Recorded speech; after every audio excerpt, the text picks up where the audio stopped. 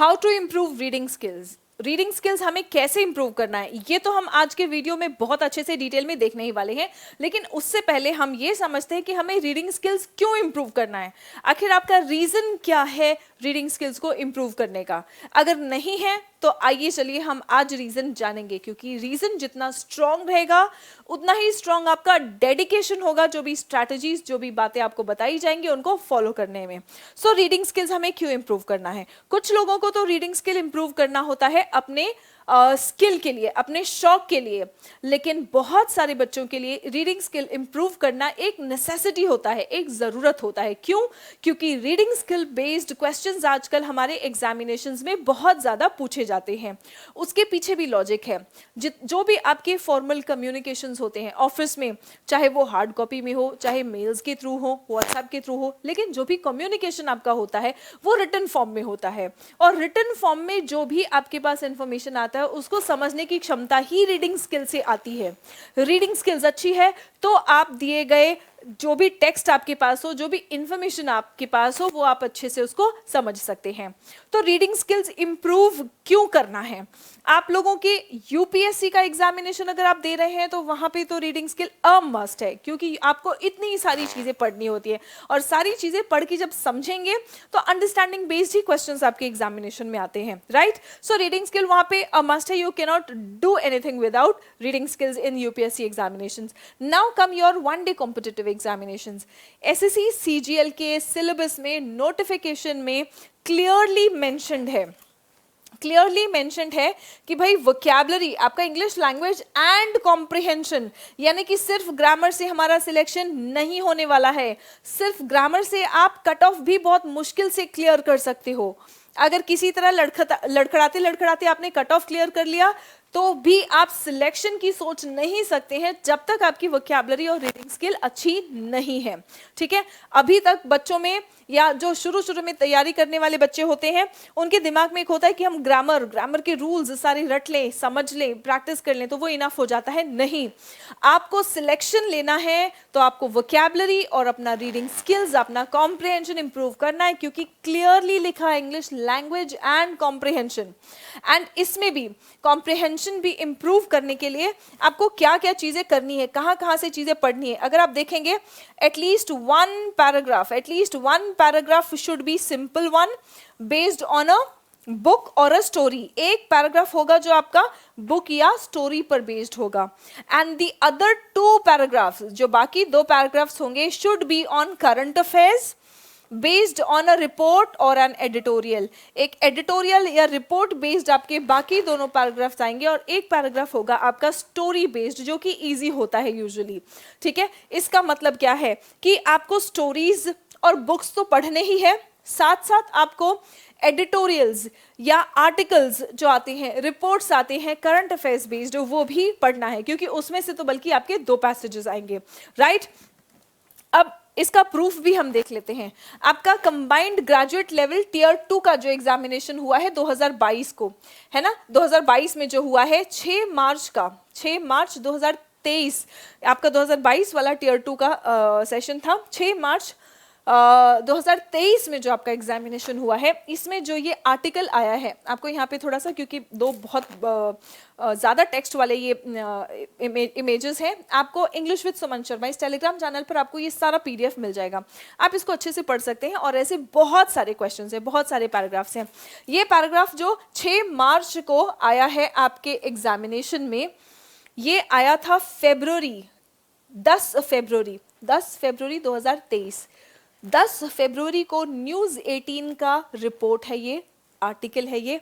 और 6 मार्च, आप समझ सकते हैं 6 मार्च मतलब विद इन, बहुत ज़्यादा पुराना भी नहीं, विद इन अ मंथ, एक मंथ के अंतराल में ही जो आर्टिकल आया था वो सीधा आपके एग्जामिनेशन में आ गया है।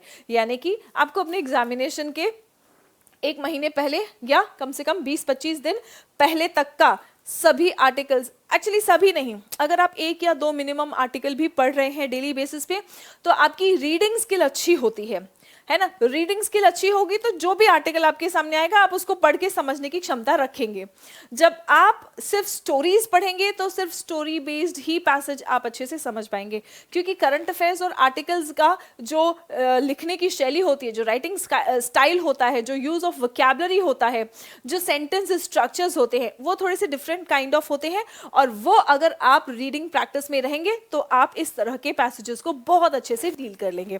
ठीक है स्टूडेंट्स, सो हमने देख लिया अपना वाई। अब हमें हेल्प क्या करेगा, रीडिंग स्किल्स को इंप्रूव करने में हेल्प क्या करेगा?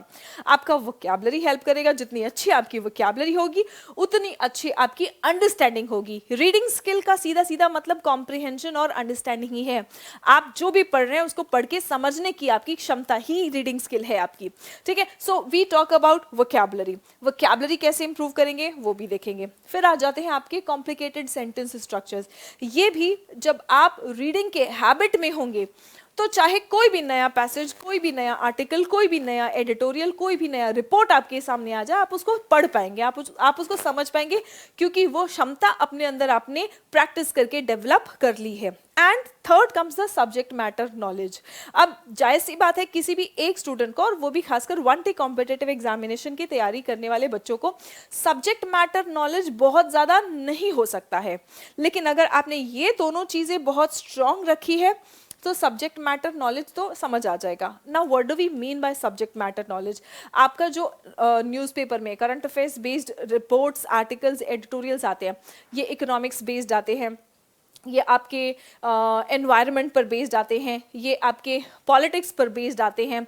तो पॉलिटिक्स की अगर कोई बात है, इकोनॉमिक्स की, इंटरनेशनल रिलेशंस की, एनवायरनमेंट की, अगर कोई सब्जेक्ट मैटर वाला नॉलेज आता है तो वहाँ पे कहीं ना कहीं थोड़ा सा आप अटकेंगे। लेकिन लगभग 90% आप चीज़ें समझ लेंगे अगर आपका वोकैबुलरी और कॉम्प्लिकेटेड सेंटेंस स्ट्रक्चर्स समझने की क्षमताएं अच्छी हैं। ठीक है, अब वोकैबुलरी इंप्रूव करने के लिए हमें क्या करना है? आप एडिटोरियल, जो करंट अफेयर्स वाला आपका पैसेजेस होगा, उसको समझने के लिए सबसे बेस्ट होता है आपका एडिटोरियल। अब देखिए वोकैबुलरी आपको कैसे हेल्प करेगा। यहाँ पे देखेंगे आप बहुत सारे ऐसे वर्ड्स हैं जो हमें नहीं समझ आए हैं। Defamation, perils, dodgy, conviction, declining, evident, quantum, deleterious, deems, ये सब वर्ड्स, डिलीटीरियस, ये सब वर्ड्स अगर आप देखेंगे तो आपके एग्जामिनेशन भी, डेफमेशन एमसीक्यूज में आते ही आते हैं, लेकिन ये पैसेज में भी आ गए हैं।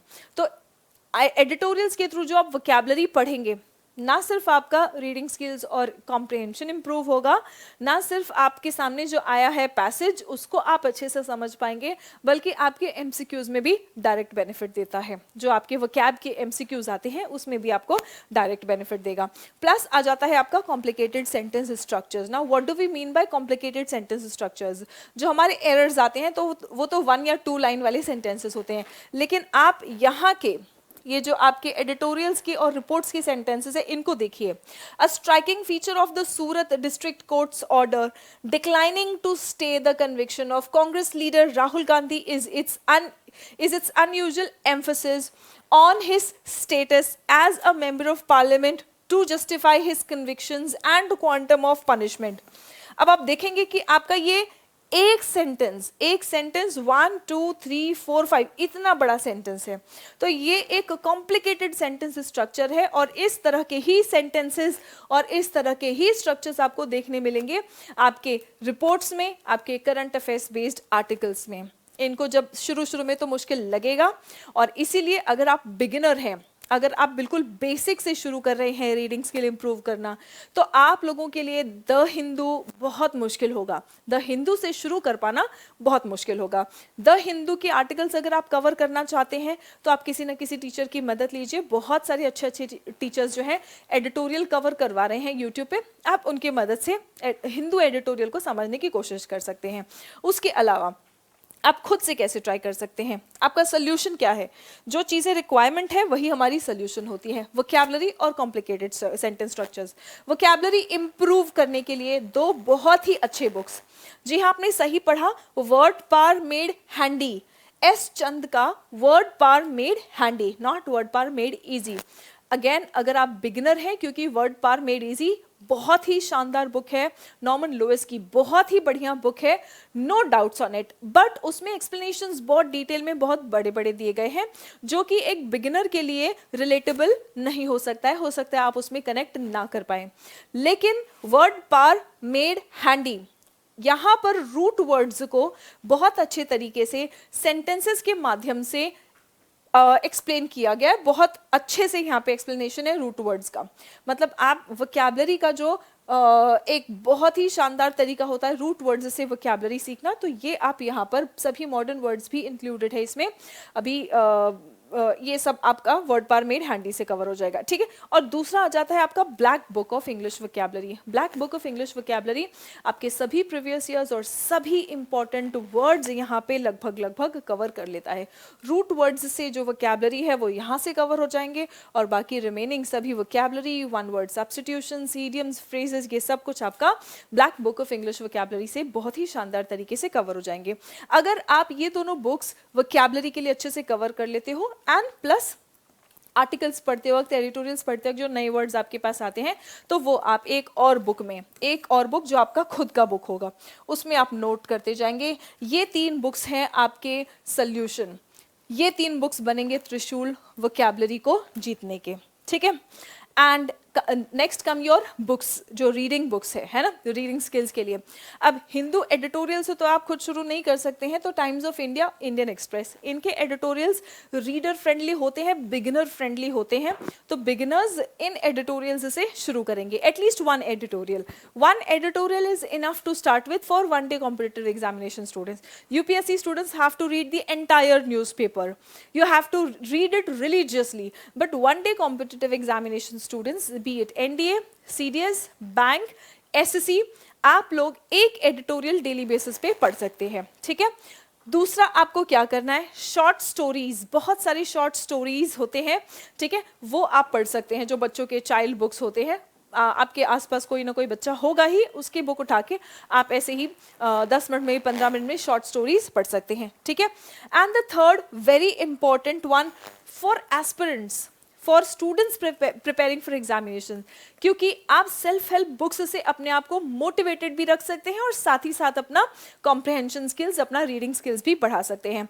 यहाँ पे मैंने कुछ बुक्स का सजेशन आपको दिया है, ठीक है, कुछ बुक्स का सजेशन जो खुद मुझे बहुत पसंद है, एंड ये reader friendly, beginner friendly books हैं जो कि आपको कॉन्फिडेंस भी दिलाएगा, आपकी रीडिंग स्किल्स भी इंप्रूव कराएगा और आपको मोटिवेट भी करेगा। ये बुक्स कौन से हैं? रॉबिन शर्मा का who will cry when you die, think and grow rich, Napoleon Hill का rich dad poor dad, Robin Sharma का 5 AM क्लब, और आपका स्टीफन कोवे का The 7 Habits of Highly Effective People. This one is also a very good book, beautiful book. Students, reading skills की जब हम बात करते हैं तो मैं आपको बता दूं, सक्सेसफुल लोगों का एक कॉमन हैबिट है कि वो बहुत अच्छे रीडर्स होते हैं। जितने भी सक्सेसफुल आपके जो भी आइडल होंगे, आप एक बार देख लो, जो भी आपके आइडल्स होंगे वो डेफिनेटली रीडिंग हैबिट उनका एक one of the important habits होगा ही होगा। वो डेली बेसिस पे या regularly, at least if not daily, वो रेगुलरली रीड करते ही करते हैं। सो रीडिंग स्किल आपको it is one of the habits of successful people, and you want to be successful, so you can start cultivating the habits of successful people. आपको directly आपके examination में तो help करेगा ही, उसके अलावा आपका successful mindset भी develop होने लगेगा अगर आप reading skills पर काम करते हैं तो। So I hope आप लोगों को ये video अच्छा लगा, helpful लगा, and I'm 100% sure if you follow these strategies, you will see a drastic improvement in your comprehension skills. So that's all for today. See you in the next session. तब तक अपना ख्याल रखें, स्वस्थ रहें। जय हिंद everyone.